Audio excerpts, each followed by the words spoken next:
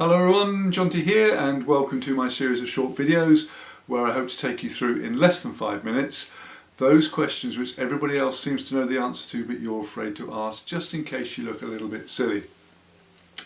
Now I have plenty of friends who run small businesses and startups who ask me why on Dragon's Den, even though the business has a brilliant product or service, do the Dragons give them a hard time because they're not word perfect on their finances? Well, the answer to that is when you run a business, you're going to have to make some big and hefty decisions, especially if you want the business to grow. If you're going to make those decisions, you want to be right at least half the time. So you're going to need some information, and the best place to find information in a business is from its finances, because you're going to want to know not only what the business has done in the past, but what it's going to go and do in the future. Now, everybody that's run a business will have seen a profit and loss account, so you probably get one from your accountant.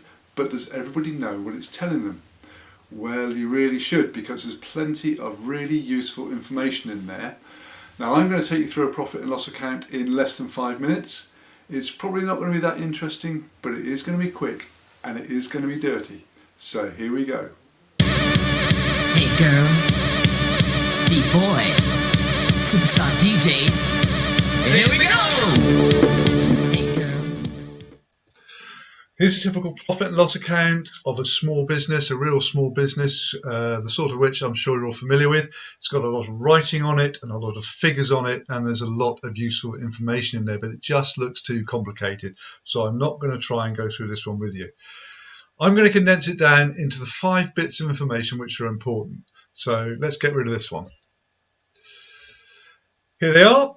It's the same P&L, still to those 5 useful and exciting bits of info, which are all you need to understand, at least at the profit and loss level, to help you make those important decisions when you're running your business. Let me take you through them one at a time. The first thing you'll see on the P&L account, which is of any importance, is turnover. What can I say? Not much. It's sales. If you're VAT registered, your sales will usually be ex-VAT in the P&L account. The next thing you're going to come across is costs of sales. Now, this little baby is an interesting fella. In fact, it's so interesting, it's going to have a video all of its own. For the time being, what you need to know is that if your business makes things, it's really capital letters important.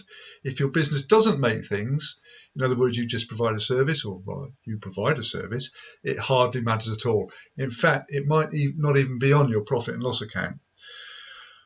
I'm going to take you through how it works. So if your business makes stuff, listen in. If you provide a service, you can switch off for a minute or two. Cost of sales are what they say they are, i.e. the costs of making a sale. In other words, if you don't make any sales, you won't have any cost of sales. You won't have a business either, but that's probably another story. So let me explain. Say I own a small factory that makes wooden benches. In order to sell a bench, I need to make a bench, and in order to make a bench, I need wood, screws, paint, and someone to make it, and probably a lot of other stuff. All that costs money. So let's say it adds up to £40, and I sell my bench for £100. My costs of that £100 sale are £40, so I'm left with £60. That £60 is my gross profit. In our example, the sales are nearly 377,000 and the costs of making those sales are just over 229,000, which means the gross profit is a tidy nearly 148,000. That money has to cover your expenses, which are also known as overheads. If it doesn't, you're in real trouble. Expenses cover such things as rent, office costs, marketing, telephone and broadband, and your expense account. Don't forget to keep the receipts. Why, I hear you cry, are those costs different from the cost of sales? Surely it's all money going out of the business. Well, of course you're right, partly.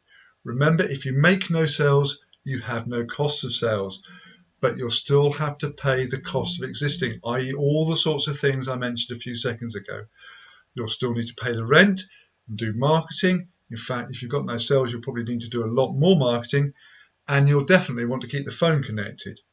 Those are your expenses, and you have to pay them whether or not you make any sales.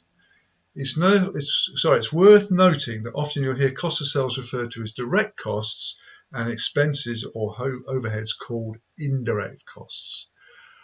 What's left after your gross profit has covered your expenses is your net profit, and that is the second most expensive thing. The second most important thing next to cash. And cash is another video which I will go through, take you through separately. So here's the original profit and loss account that I showed you in the beginning. So let's bring in the condensed profit and loss account, and you can see how all those figures line up. So they're all on there, but they're hidden kind of in all that other bit of noise that's going on. So that's it. Please subscribe. Look out for me on my other videos. The next one's going to be about that little fella called cost of sales. Thanks for watching. Share, do whatever you want. See you next time.